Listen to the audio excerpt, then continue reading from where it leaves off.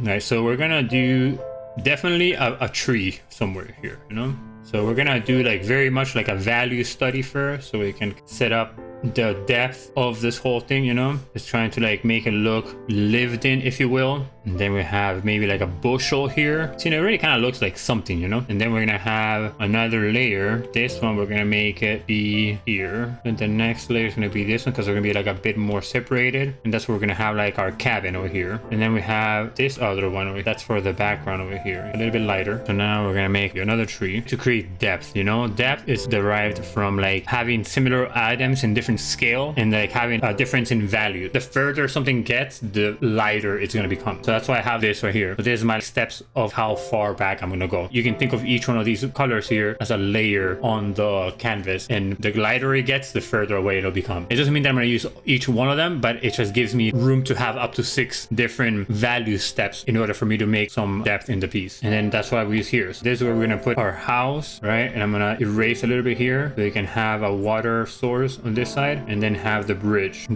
Terabithia. So now, so you have like this idea of things being in the background and whatnot. And now we have to put the house here, right? And this is all being made with just like silhouettes. So you don't have to worry about what the actual thing looks like yet. You just get a sense of place in this whole world, you know? And then on top of this, we'll paint colors to bring it to life, you know? And that's how it'll become more than what it is. We have like the bridge here, and then we have the other layer, which is gonna be this one with a lighter. Right now, I skipped this one. I went from here to here, just because I want to push it further back. There you go. Now we're gonna vary the thickness of the brush so we can create more tree trunks, but thinner than the one that's over here. So we can have these like trees over here, you know, maybe the one that's kind of like sideways over here, you know, maybe one that's kind of fallen. So we have a tree trunk that fell over. We have some bushes, bushel area over here, same thing over here, and then we have a tree kind of like sticking up here. More over here, maybe like a little more dense bush over here with another tree. And then in the back, we're gonna use the last shade of the gray to put a bit more elements back here, maybe like more bushels, bunch of trees. And here you're gonna have higher number of trees because you can see the rest of the forest, so you can get away with doing more number of them, you know, higher number of these trees. And they don't have to be perfect, they just have to fill in the blanks, if you will. So see, now you have like a more depth going on here. So, you know, you have vegetation stuff to give your eye some interest, you know. I will do another layer, and we're gonna use this, but I'm gonna go lighter still, just because I need to have very much in the distance ghostly looking trees to kind of give you the sensation of further trees, but not to take away from what we have.